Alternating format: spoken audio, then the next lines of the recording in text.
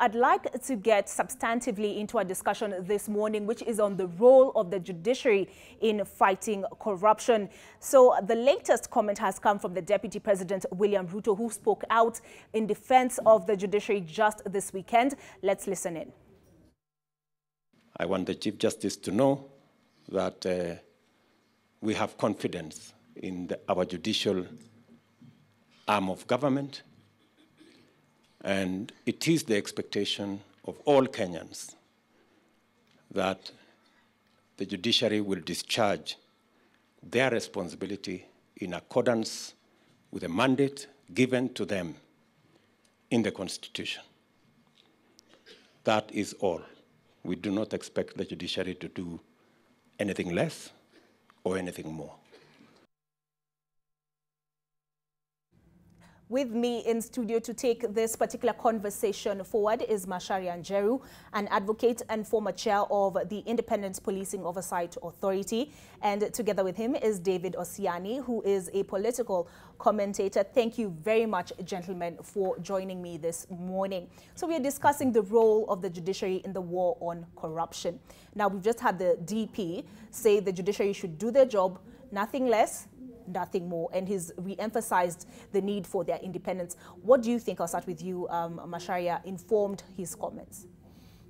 Thank you, Olive. Before we start, my thoughts go to the families and the friends of those who lost their loved ones at the Dusit complex. Personally, I knew some of the people. I know a lady there called Bernadette Kajalo, who lost her life. In fact, I had been in communication with her on official matters about only 2 days earlier. So it's really something that has hit us very hard as Kenyans. I also wish to sincerely thank the police. We all agree as a country that they performed quite well in comparison with the previous incidences. For me, as a former chair of IPOA, where we had investigated the police responsiveness in previous terror attacks, and where we subsequently gave very comprehensive recommendations, I was touched to know that, to see that they've actually implemented largely most of those recommendations. What we obviously need to continuously improve on is our intelligence gathering mechanism and how we can prevent some of these incidences. But I also know for a fact that from my experience, again, from my IPOA, that there had been very many previous attacks that had been prevented by police. So by and large, we have to commend them for the way they acted. But we must also, as a country, leverage on the community policing, because security is not something that can be left just to the security agencies alone. As citizens, we have a very critical role. And we must know that if we don't act collectively as citizens, of course, we'll continuously face all these challenges. But now, coming to the topic of today, we can't afford to fail to recognize the fact that judiciary is an independent institution. There are 3 arms of government. There's the legislature, there's the executive, and the judiciary. And each of them has to act, independent of each other. And judiciary is a critical element in terms of making sure that the rights of all are protected, but also what is in the greater good of the public is taken into account. But having said that, all these arms are interdependent. They must all act in the greater good of the public, because we can't say that we live in isolation, including the judicial officers. So it's incumbent upon all of us to always know that we have one country. Whatever is in the greater good of the public must always count, because if we fail, the country sinks. And if the country sinks, then we all suffer. So to me, it's all a question of balancing between what is the greater good of the public vis-a-vis, the private individuals. Okay, all right. Osiani, could his comments have been political to some extent? He says the judiciary should be allowed to do their job, nothing less, nothing more. It comes on the heels of the comments made by Raila with regard to the issue of bail. Similar comments have been made by the president, and the DPP has raised similar concerns. Now, could it be informed by the perception that is harbored by some people from the Rift Valley that a certain community is being targeted, and so his comments could be politically motivated? Well, thank you, Olivia. Foremost, let me also just take this opportunity to pass my very sincere condolences to the families that lost their loved ones in the Westgate, in the Dusit attack. And also, just as Councillor said, to appreciate that our forces were thoroughly and truly coordinated, and they delivered with absolute exactitude and perfection. I wish all lives could be saved, but I am glad more than 700 were not lost. And so I just want to pray that they will, that the Lord will ease on this burden for them in due course. That said, the comments made by the Deputy President, as you rightly say, are somewhat a response to former Prime Minister's request that the judiciary renders its job a little better and much more sternly.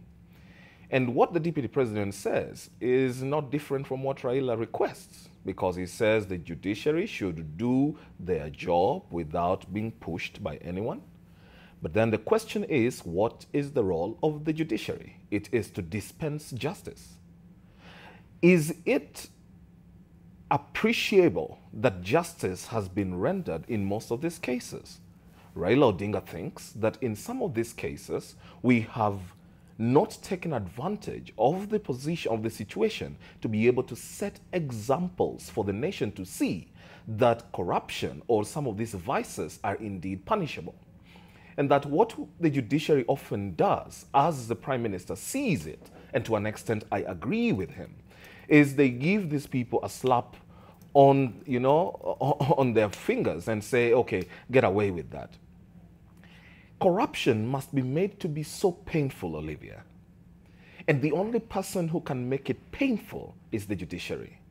I reckon, and I understand, that they have to rely on facts in order for them to make judgment, and that however obvious it may seem for some of us, unless it is argued in court by the likes of my brother Macharia and the DPP does his work thoroughly, then there are gaps that would leave, that would be problematic in making judgment. But beyond that, as a matter of legal practice, it is known that any judgment by the judiciary must be seen to be fair, beyond just being fair in paper.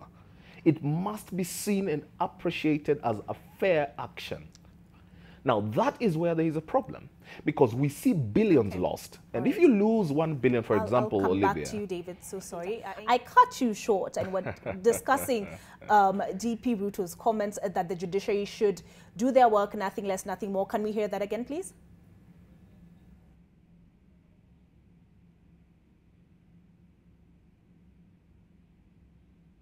In our judicial arm of government, and it is the expectation of all Kenyans that the judiciary will discharge their responsibility in accordance with the mandate given to them in the Constitution. That is all. We do not expect the judiciary to do anything less or anything more. We do not expect the judiciary to do anything less or anything more. And that is what you are commenting about, David. Yeah, that's what I was saying. I mean, the Deputy President speaks the obvious. He states what Raila is stating. Raila is calling the judiciary to render its mandate as per the Constitution, which, as I said, is to dispense justice. The core role and core mandate of the judiciary is to dispense justice, is to ensure that we hold on to the law and order, all right, as is proscribed in the Constitution. Now, when they fall short of it, and they must be seen to be doing it, it's not about just doing it, as I was saying earlier. Every judgment or ruling of the judiciary must be appreciated as being fair and just. And that if someone steals 1 billion shillings and all that you can tell him is to probably pay a bail or cash bail or a bond and get free of 1 million shillings, which is not even 1% of the money he has stolen, then you're playing with Kenyans. If there is a chance, of course, at that point one may argue he is not, guilty, we are yet to prove him guilty. But if the investigation by the investigative agencies points to the possibility of plunder to the extent of billions of shillings, the least you can do is to ensure that these people are given bail terms that are impossible, so that they are stuck until the ruling is done. They're stuck eating what the jail friends eat, because that's the only way Kenyans end up appreciating that corruption or some of these vices are a vice. They must know that it is expensive to be corrupt and that the price to pay is steep and unavoidable. All right, Macharia, do you agree with those comments? Now, of course, I share the sentiments of my brother here. But, what we need to appreciate is what is common to everyone. Okay, because my response to your comments would be, isn't it not innocent before, innocent before proven guilty and not the other way around?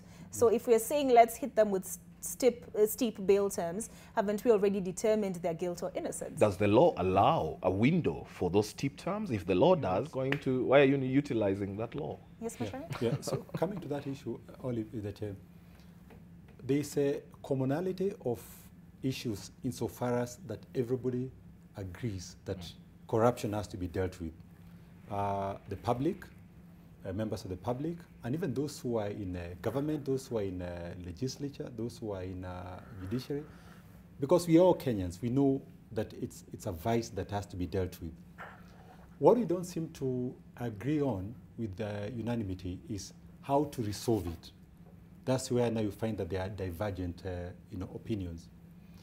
And having the advantage of having been in a public service and also in a private sector, I can tell you that unless we're able to have agreement in how to deal with these issues, discussions even amongst the various agencies constantly, it will be very difficult to resolve these issues.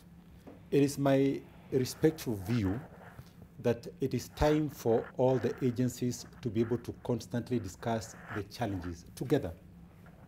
That means that the judiciary and the legislature and the executive must have a way of constantly engaging, even behind closed doors, not to discuss the evidence, of course, because that is something that should be in an open court, but about the policies and about the modus operandi, how to deal with the vices that are affecting us, whether it's a corruption, whether it's a terrorism.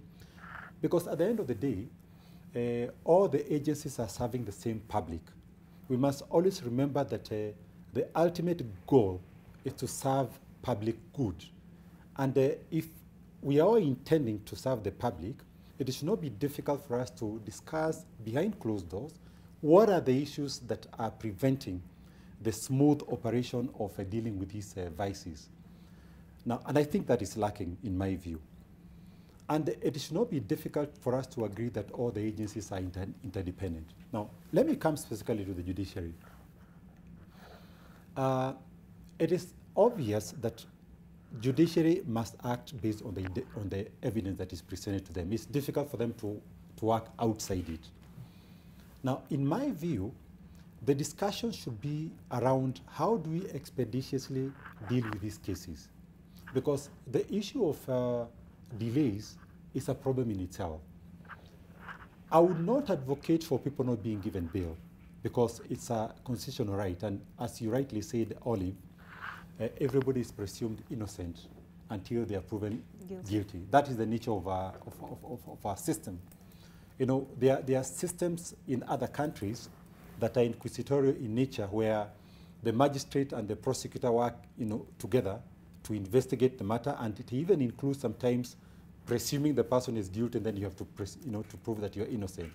But ours is an adversarial system where the prosecution presents the evidence, then the defense will be able to check that evidence, even probably interrogated by cross-examination, and the judiciary makes a final determination.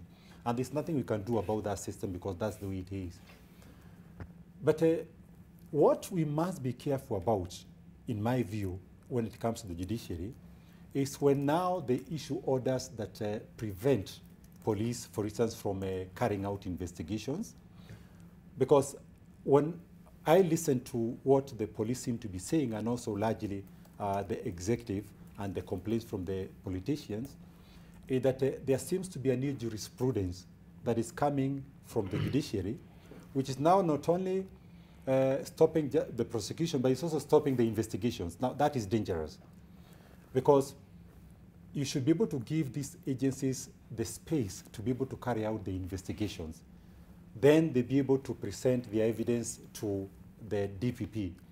The DPP, as an independent office, determine whether there's evidence or not. At that point in time, you can't question both the investigators, you can't question the DPP, because it is their role to do what they feel is right. Once it comes now to court and somebody is charged, that is the opportunity now that presents itself to the court to determine based on the evidence. And in my view, the best way to ensure that we deal with these corruption cases is at that point in time for judiciary to ensure that there's a speedy, the speedy hearing, so that we as a public can be able to know, because in this case will be, whatever evidence now that will be presented will be in the public domain. We can interrogate it. The beauty of it these days, when it comes to the statements, when it comes to the exhibits, the documents that you rely on, they are filed. They're even given to the accused persons in advance. So we'll be able to interrogate. Even as the court is hearing the matter, the public will have an opportunity, because the media also reports most of these cases widely. In fact, the beauty of it these days, even before the matter start proceeding, you see affidavits and witness statements in WhatsApp groups. You see them in social media. So you'll be able to know the truth. So for me, it is not a question of judiciary not granting bail. They should, unless there are very good reasons not to grant somebody bail. It is not a question of saying that somebody should be convicted or not. That is for the courts to determine. Because again, it would be unfair to expect that a judge or a magistrate is going to convict when there is no evidence. But what should be done is to ensure that at least give an opportunity to the investigators, give an opportunity to the ODPP to present their case and then make a determination based on that. You spoke about investigations. My question to you before David weighs in on that is that shouldn't they, by the time they're bringing this case to court, have concluded said investigations? Well, there's no way I would expect any investigative agency to bring a matter to court without having thoroughly investigated. The way we used to do it in IPOA, speaking from personal experience, there is no charge that we ever brought against any police officer until we had ensured that we had thoroughly investigated the matter. And what we used to do, because by the time I left, we had charged 67 police officers. We had concluded 764 investigations and forwarded 108 files to the ODPP, of which 67 police officers had been charged. Now, the trend in our IPOA cases that we've not, even since I left, none of those cases have been lost. In fact, so far 9 police officers have been convicted, some of them even sentenced to death. Primarily because we made it our business to ensure that the evidence was watertight and it was presented to ODPP, approved, and police officers charged. Now, granted, I must say that other than the delays, because the biggest challenge in the judiciary today is delays in the conclusion of matters. And the danger with it, and I can now understand where the public frustration is coming from, is that somebody is charged and the case will take years for it to be concluded, 5, 6, 7 years. That is not good, because the problem is that the witnesses a lot of times get tired. And you see, either there's also the natural attrition, some could possibly die because of natural causes, others lose interest. And you see, like the Anglo-Leasing case. We've heard about the Anglo-Leasing case since, I don't know, I think many, many years back. Some of those who were born then are now already becoming adults. It is not good, because it sends now the wrong message to the public. So the discussions to me should not be around whether to grant them bail or not, how to expedite the cases. That should not be the discussion, because people should be granted bail. But can we have a mechanism to ensure that these cases are speedily heard? Can we also have a mechanism for the judiciary? Don't stop the prosecution for presenting if they believe in their case. If they do believe in their case, give them an opportunity. Then we'll be able to see, even as a public, whether indeed there's merit or not. And let me tell you something.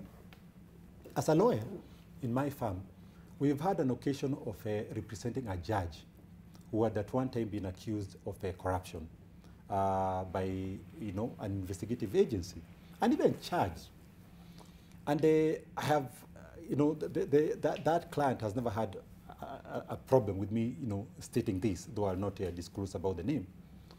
That, the judge and even I, as the advocate, together with my colleagues in the office, agreed that we'll not go to prevent the prosecution from presenting their case. We'll not even object. Because the moment you are accused, you see the danger is that if you are not given an opportunity to present your case, people will always believe that you are guilty, even when you are not guilty. And I can tell you for a fact as a lawyer that there are many times when the evidence is actually weak. Somebody has been accused, the prosecution believes they have a case, but when you look at it as a lawyer, you actually don't see a case. But what did we do? We agreed that let's not stop them. In fact, it's in the interest of our client to present himself there on the dock, insist on speedy disposal of the matter, let the evidence be presented, and we'll be able to show that indeed there was never any basis. And that's what we did. And the matter never even went beyond the case to answer, because it became abundantly clear that there was no evidence. The evidence was weak. This man had been accused wrongly, and he became a free person, and he was able to go back to his work. So to me, I think that should be the way we should be able to proceed. Okay. Because if you believe that you're innocent, don't have a problem with defending yourself. And the beauty of it is that if the investigative agencies will form a habit of bringing weak cases, eventually the public will see that the mistake is by them. And they'll be called out for that. Okay. So as I take it, you agree with the Chief Justice, who, when he spoke during the swearing-in of the EACC CEO, said, if for whatever reason you think you might not win a case, then if you bring it to court, you know the result, it will be dismissed. Do you think then, David, that the blame is being unfairly heaped on the judiciary, and that the problem could actually be what Macharia is saying, which is weak cases being taken to court? Olive, I don't want to wholesomely accuse the judiciary of either being incompetent or biased or unfair. I think there are judges and magistrates who have done a stellar job and who deserve commendation. But I also do not want to believe that they have all been perfect. As is with any society, imperfection is bound to be there.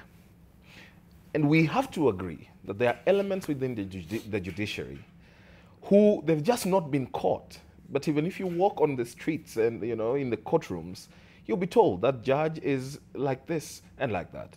And that they can look away and, they'll just totally just look away. The case may be solid, it may be strong, but they look away. For example, look at the NHIF gentleman, receptionist, who went buying 8 houses at 20 million shillings each and, top-of-the-range cars in multiple numbers, and was a receptionist earning 150,000 and cannot explain the source of his wealth. And all we know, even by merely looking at it, casually and superficially, is that he rose from the day he joined the tender committee.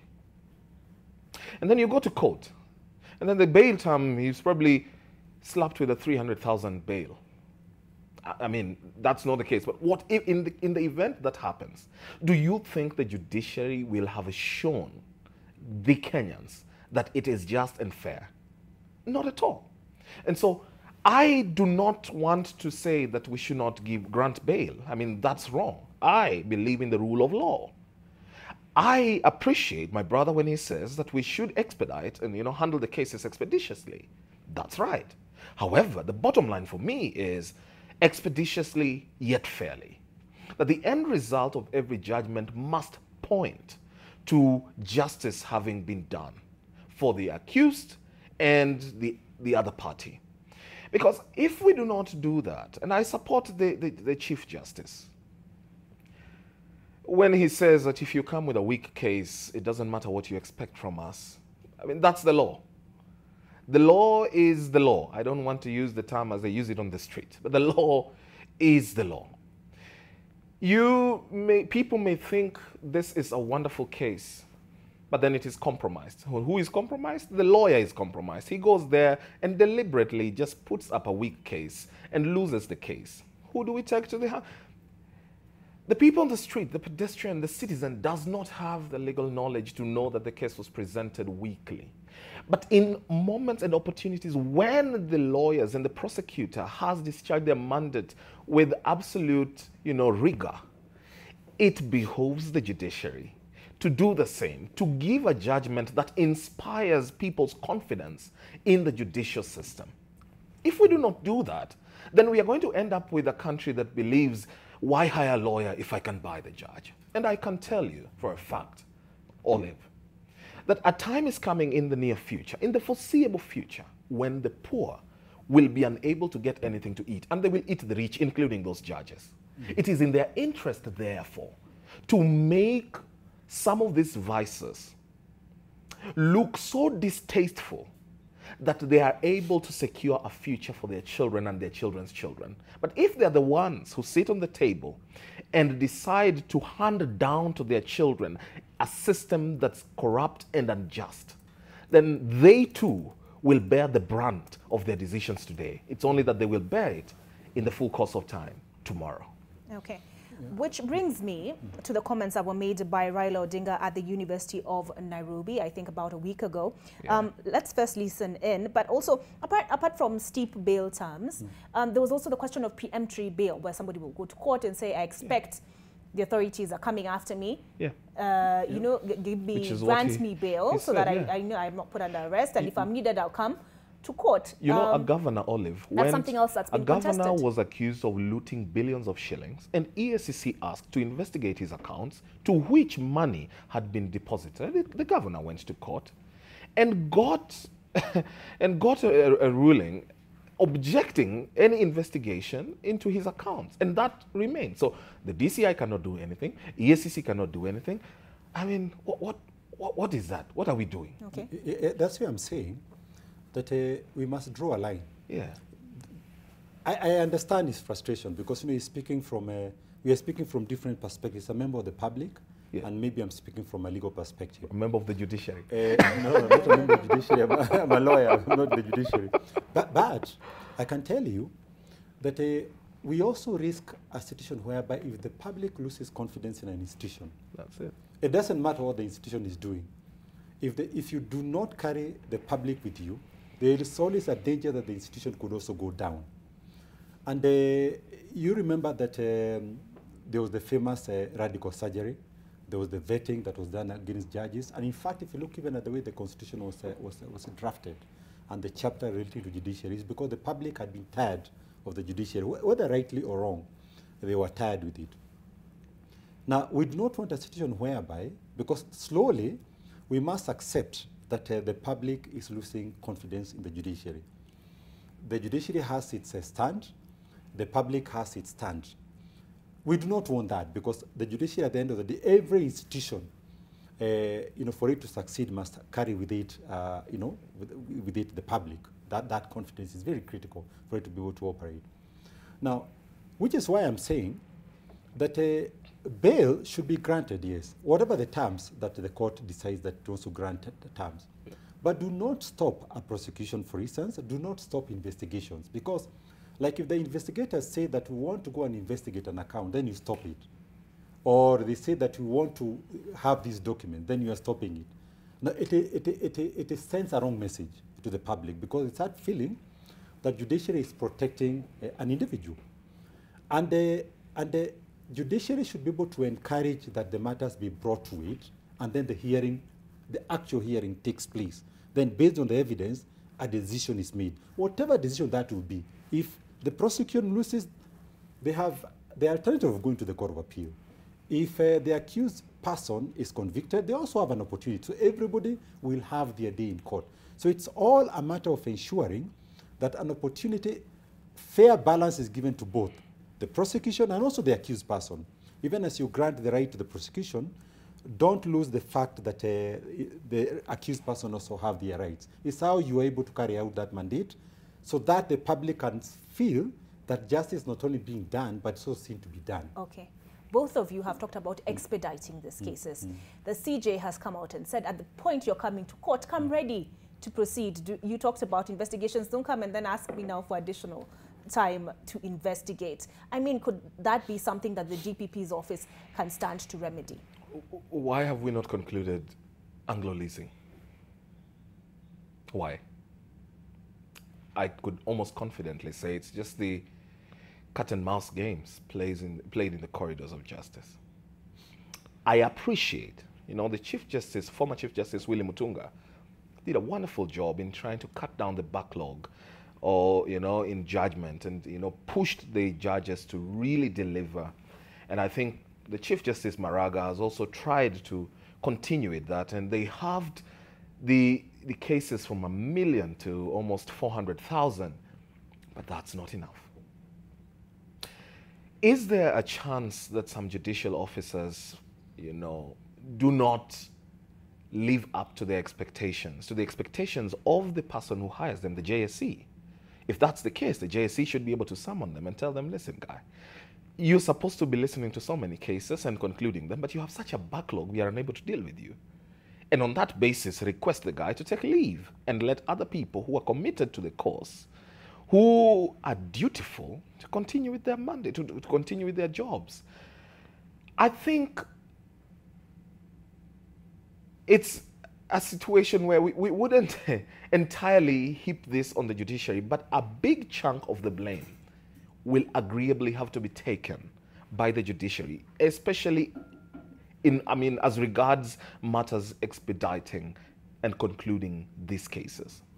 Because as counsel had earlier intimated, if you have a case, you are a widow pursuing the monies lost of your late husband, it's been 8 years down the line. You know very well who looted it, and the judiciary is not helping you to finish this case. What do? You give up. One morning you wake up and say, I am tired of going to that court. And it's very possible. It's human. Okay. Macharia, do you think the CJ's defense holds water, that they come to court and they're not ready to proceed, and then they blame the courts for not expediting the cause of justice? For me, that's why I said at the outset that there needs to be discussions between the various arms of government so that the blame game is not in public, because also, again, that does not inspire confidence. You see, the exchange of words between all these parties in itself is a problem. Now, the public wants to see action. They want to see justice being delivered. They want to see a confidence in the criminal administration, the criminal justice system. But they do not want to see the people who are responsible quarreling amongst themselves. I can tell you from experience but in your experience, is he correct? You see, I do not know from what point he's speaking. If we are talking about expecting a conviction where there's no evidence, obviously it's not possible. You can't convict somebody if there's no evidence. But if you are talking from a perspective of the prosecution or the investigative agencies and prosecution not being granted an opportunity where they are stopped right in their tracks even before they present their case, to me that is wrong. Because at the end of the day, as somebody who also was heading an investigative agency, I would shudder to think that we have evidence against a rogue police officer. We want to present it. Then the police officer goes to court, stops us from presenting our evidence. Obviously, that's wrong. So to me, there's a question of balancing between presenting the opportunity and also hearing the case. And as I was saying, again from my personal experience, out of the 67 cases that we charge police officers, if they had been expediting, if the systems were working properly within the judiciary, where it would allow us to proceed with these cases expeditiously, I believe we would have concluded more than 60 cases. We only managed to conclude about 9 because every single day you move to court, there's an adjournment, there's this reason, there's that, that kind of, you find the court is not sitting, you find a judge or magistrate has been transferred, you find, so a lot of issues. So to me, it is not again a question of saying that a judiciary has to convict when there is no evidence. It's a question also of the systems being made to work. We need to get our systems working together. Let me say this. We need to look at history. Al Capone in Chicago, the very famous, gangster, who became a problem to everybody until the middle class, including the judges, as you were saying, and the police, realized that this man was a problem to everybody. The whole system had become contaminated. It is not until all the players in the criminal justice system sat together and said, wait a minute, we are going to all go down as a state and as a country, and we must all be able to work together. Only then, when the judges, the prosecutors, the police, the administration, that is the mayor, all sat down and said, time is up. We must finish the Al Capone. And the man was jailed finally. And it is only then that Chicago now was rid of this mafia. If you look at Italy also, it is the same thing. There was a time when the mafia had literally taken over the government. It had taken all the entire aspects of the lives of the people. Again, it's not until they called out and said that we must work together. So to me, there should be no blame game as such. And we should not expect convictions when there is no evidence. But at the same time, we should also call out a situation whereby if the investigative agencies are also feeling frustrated that they are not given the opportunity. And then the communication strategy should be such that the public is able to be carried along to understand why things are being done in a certain way and why certain resources are coming out in unison, because all these agencies are funded by the same taxpayer, they are working for the same public, and we should be able to act in good faith. To me, it's critical that, again, there be good faith. Because we would not want also a situation whereby certain actions are taken to achieve certain results for political reasons. That also must be prevented. But if there's good faith and you are working in the interest of the public, then there shouldn't be a problem. Okay. David, before you come in there, let's listen into what Raila Odinga had to say about the matter. All right, I will bring that right back. But when he speaks, I want to move this conversation forward to something that was brought up by the DPP in the Swazuri case. The whole question of, he says there's some discrimination in the law when it comes to the question of state officers versus public officers being suspended from office. And that is one of the things Raila will bring up in this clip, saying when they go back to office, they can interfere with witnesses who in many occasions are their subordinates in office. And so let's listen in to that. This is wrong. When the culprits have been arrested, culprits have been, evidence has been taken to court, then they're given bail and they're able to go back to work, and they're being treated as angels who are just being molested by society. You're accused of some of the worst crimes, murder, most foul, and they're allowed to go back and work and fire people, interfere with evidence. Is the judiciary an ally in the war against corruption? Okay, I apologize for the quality of that clip. We're playing it off of YouTube. He says when they're granted this bail, they're able to go back to work and then they can interfere with witnesses. Does he have a legitimate concern, David?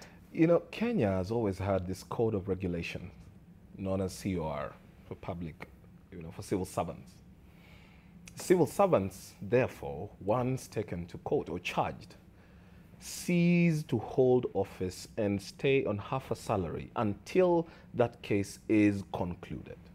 I do not know why it should not work for everyone and across board.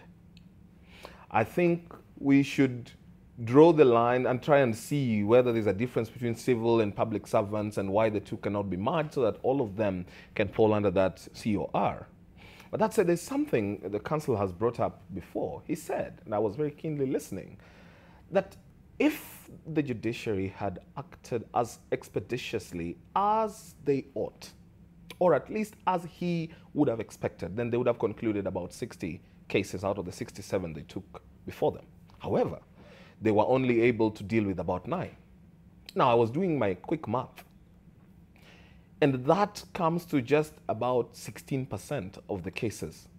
That's a 16% efficiency rate for the judiciary. If I were to use that as an example, of course, statistically, I'm unable to use that particular case to determine the efficiency rate of the judiciary. But if that were to be used as a pointer of efficiency that leads, I mean, in terms of, expediting cases, then we are still doing very badly. It's dismal. It's not even half an efficiency rate, which we should be aiming at. I think the Chief Justice needs to agree that whereas there are times and in situations when they have done very well and that the prosecutors have been horrendous, there are also instances in which the judiciary has let down Kenyans. He needs to agree. You only find solutions once you accept that there is a problem. Of course, I mean, that's what it looks like by looking at him. I know that counsel is, as a potential next member of JSC, he will be very guarded with his words and very measured with them. But since I am not seeking office and I am being as objective as it were, I can only say that we agree. And the judiciary, there are cases they have rendered quickly, beautifully, I wish we did that with all the cases, and not just quickly, but fairly. Yeah. Okay. There's a point that I would not want us to lose, which has been raised here by my brother here. See, if you look at other jurisdictions, like I'm looking at America, for instance, there was this fellow called Michael Cohen, the former lawyer of Donald Trump.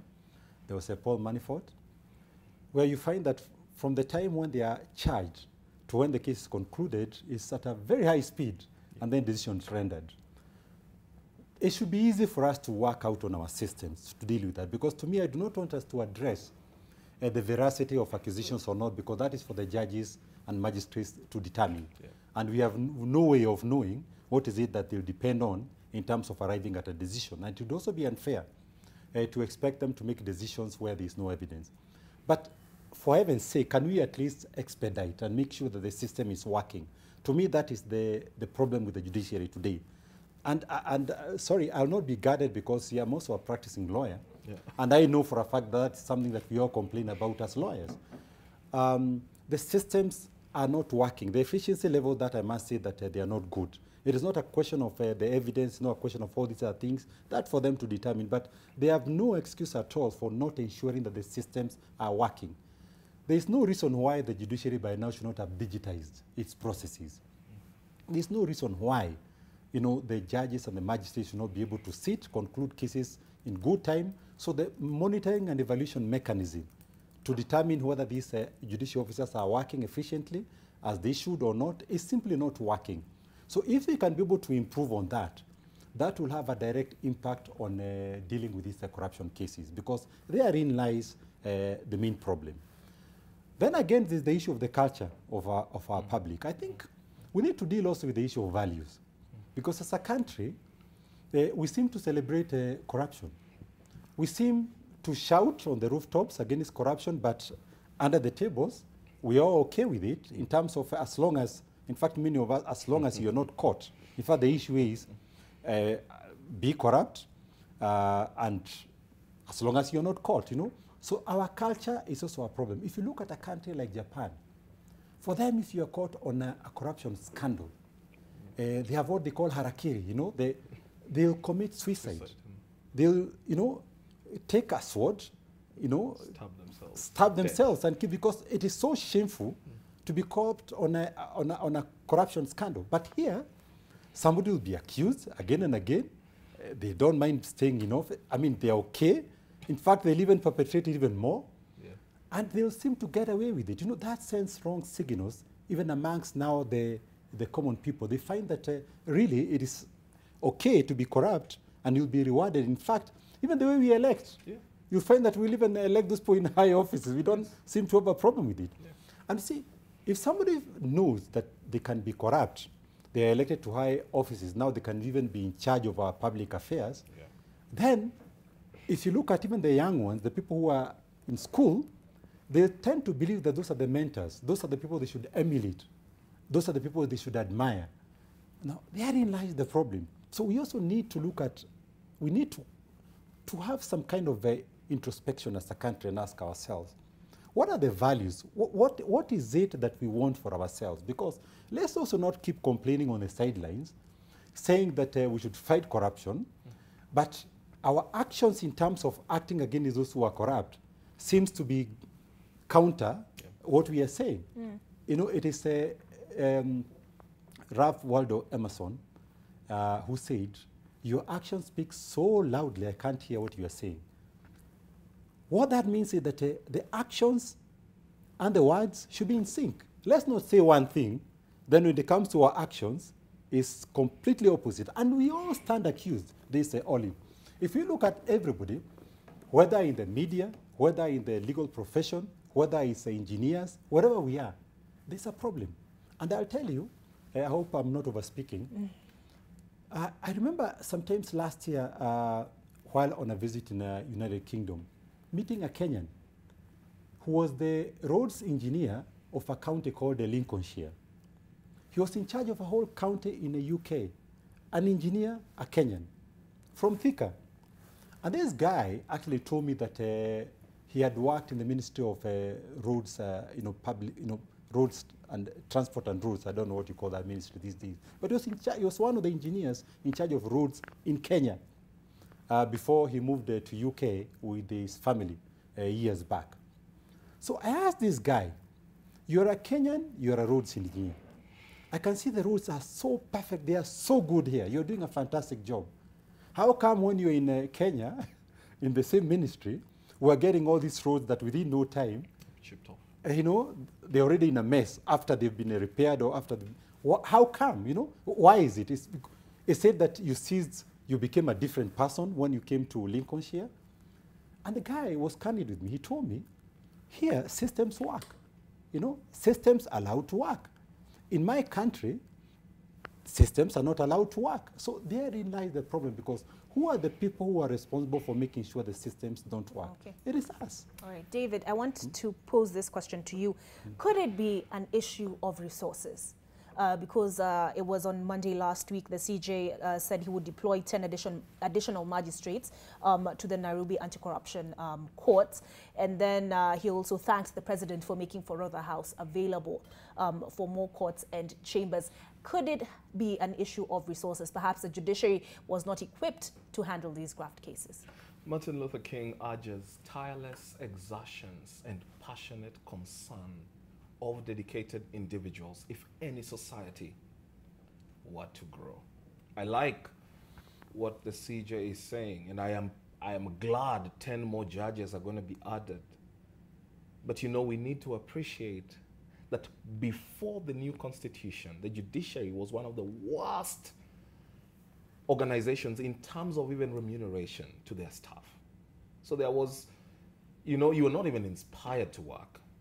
And then Chief Justice William Mutunga came in, and you know, the judicial officers got almost 100% pay increase. And we only expected that it would be better. And granted, it has been better. I would be lying to say it hasn't improved. It has improved. But we haven't gotten to the point we need to. We have a long way to go and a short time to get there. It means we have to double in efforts. And so 10 more is very good. But I want to revert back to the issue of ethos. Our software. We may blame the hardware, but I don't want us to be curative. We should be able to stop this menace from home. Teach our children that this is it. Explain to them. Mothers should ask their sons when he goes back home with Range Rover 2018 worth 30 million shillings. Ask him, my son, so what do you do in Nairobi nowadays? Would your mother ask you? My father does. My mother does. When I bought my first car, my dad asked me. I told him, Dad, come and pray for my car. He said, where did you buy it from? How did you earn it? I had to explain. I was a radio presenter, and this is it. This is how I made my money. I had to explain. And every other upgrade has had to have an explanation. But parents don't, so they glorify money. It's glorified in our societies. Our church pastors no longer have the guts to ask, where are you getting this money to bring to our church? They forget that in the Bible, Ananias died in church. He did not die in a brothel. He had carried a loot from somewhere, underdeclared, came, and Paul had the gut to ask, where was this all you sold it for? But our pastors nowadays will not ask anyone. My pastor last weekend said in church that we have a problem of corruption. All of us are corrupt. It's only that it seems we haven't gotten a chance. He told the church, you sit here and accuse people of being corrupt. You need Christ to transform you. And he said, look at us when we go into a public toilet and find tissue paper and how we roll it like it doesn't matter. We cut it away. Yet when we are home, we tell our children, take 2 or 3 pieces, use it, do not be wasteful. And it spoke a whole load of how we are. It's just an opportunity not found. So we need to fix ourselves. We need a societal paradigm shift and transformation. We need this knowledge imparted in schools and in classes, that our children need to be brought up being taught honor. In Japan, the reason they commit suicide is because they are brought up to be honorable. That sense of honor. Am I going to be accused that I am the one who plundered money that would have belonged to a sick or destitute child? If that be it, I'll hang myself. But here, you loot, you buy your way, and the reason these guys can go and become is, again, seemingly, the judgments don't seem to catch them. So I don't know whether to blame the judiciary or their lawyers or the prosecution. But then they go on, they take the loot, they loot again because they knew how they got away the first time. They know they will have a ruling in their favor. Who to blame, I don't know. The CJ should tell us, or the DPP, who is not doing the job. And then they will move into public office, find a poor citizenry who at 1,000 shillings will not question anything else. And it becomes a cycle. Okay. Macharia, you held a public office. How is that you guarded against what appears to be a cultural way of doing things? You've talked about Japan. You're saying in Kenya the culture is very different. You see, one thing is that to follow up on what he has said, if you look at even the stealing of exams, you find a parent going to steal an exam, paying for it so that their child can be able to get these high marks. You are a parent and already you are teaching your child to do exactly that, you know, shortcuts. You don't expect that person, if they eventually become a judge or a magistrate or a lawyer or whatever they become, to become any better. So therein lies the problem. And there was a matter, for instance, that you mentioned about, and I do not want to comment about a matter that is in court, like the one of National Land Commission.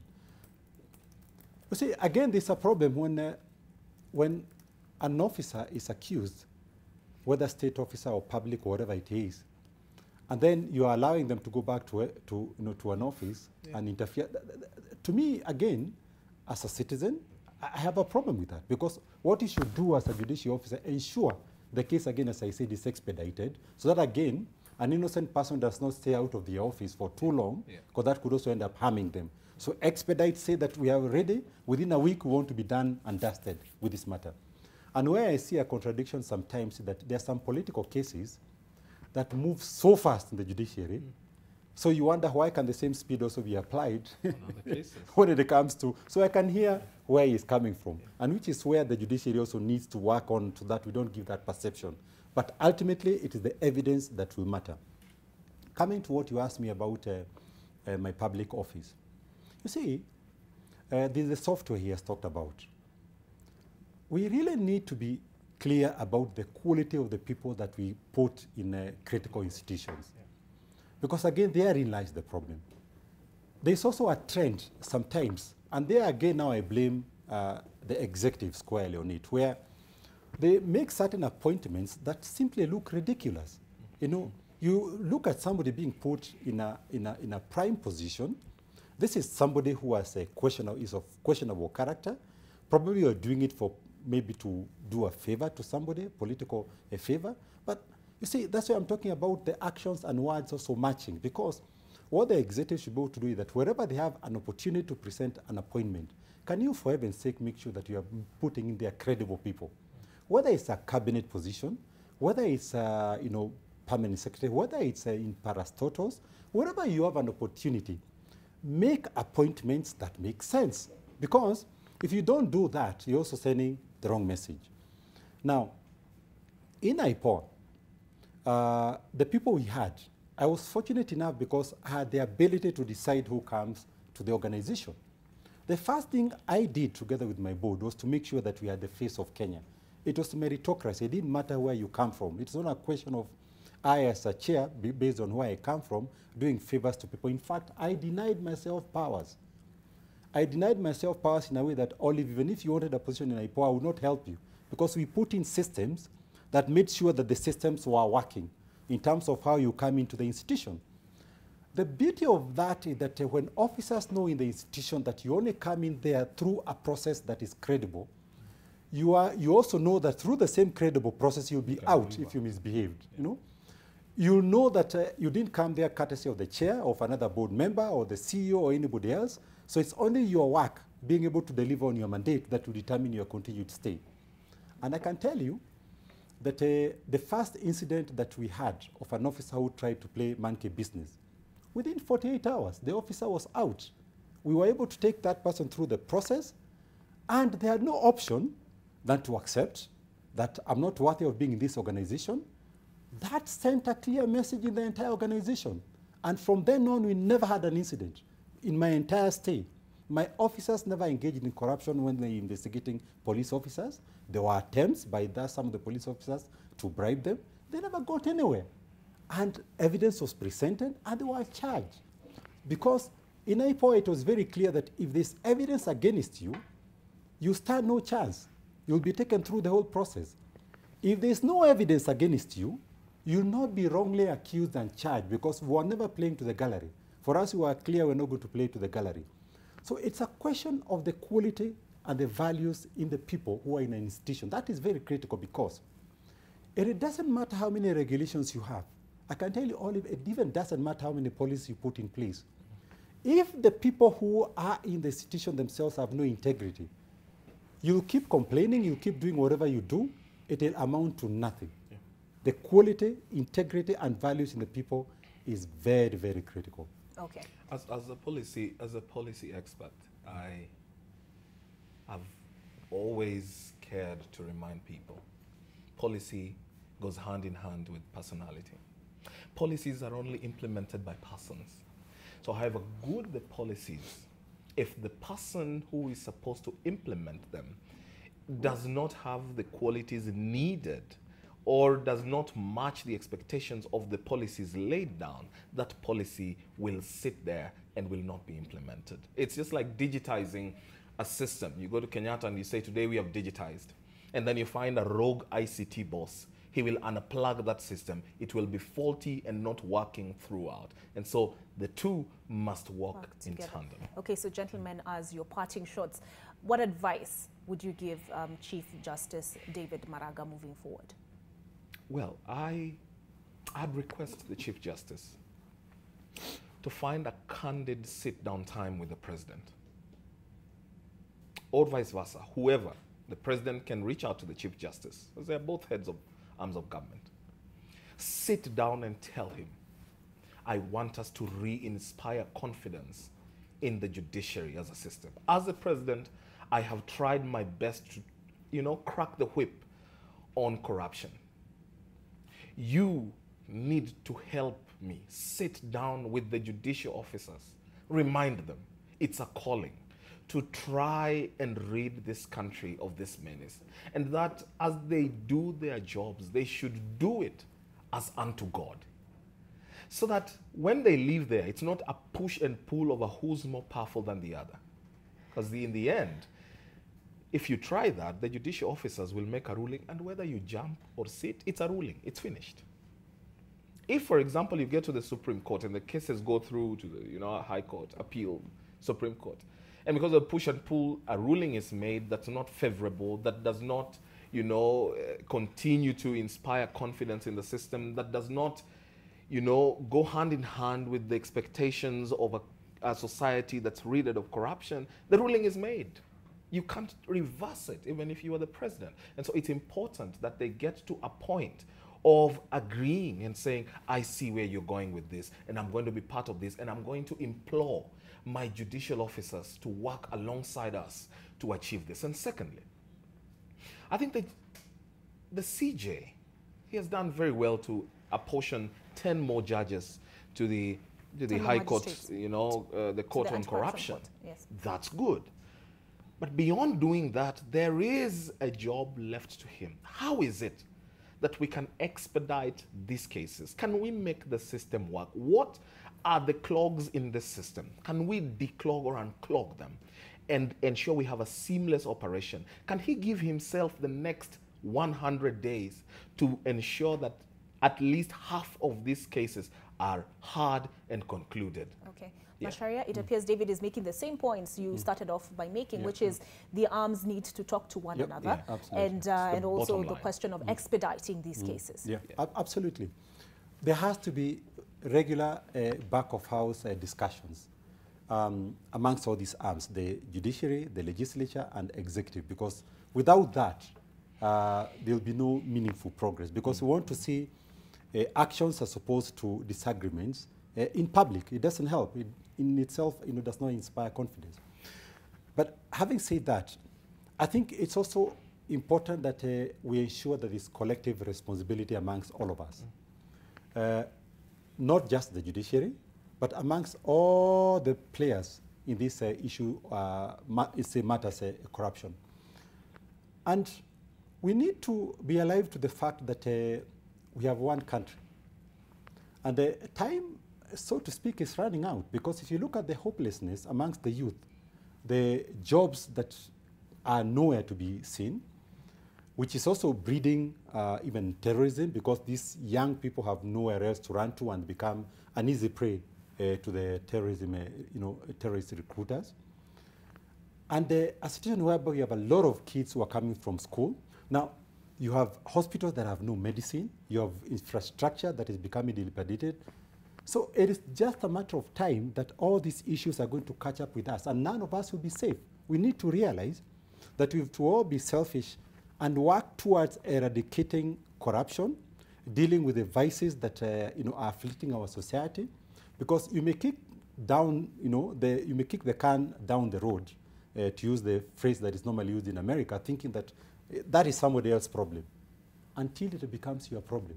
When you lose your loved one, you lose your friend, you end up now being directly affected, Like I started by saying that one of the people who lost their lives is somebody I had spoken with just 2 days earlier on official matters. This is somebody I know, You can imagine how I feel when I've spoken with somebody 2 days earlier and then the next thing, the person is dead. So let us not delude ourselves and think that this is somebody else's problem. If you're a judicial officer dealing with a matter, know that this is your problem. If you're a police officer investigating, if you're an anti-corruption officer, if you're a prosecutor, if you're a media person reporting, just be alive to the fact that it is the concerted efforts that we all collectively make that will make us win this war. All right. Thank you very much, gentlemen. Unfortunately, the arc of the moral universe is long, but it bends towards justice. Somehow, it gets to catch up with you. All right, you leave us with that quote. Okay, thank you very much, gentlemen, for taking part in this discussion.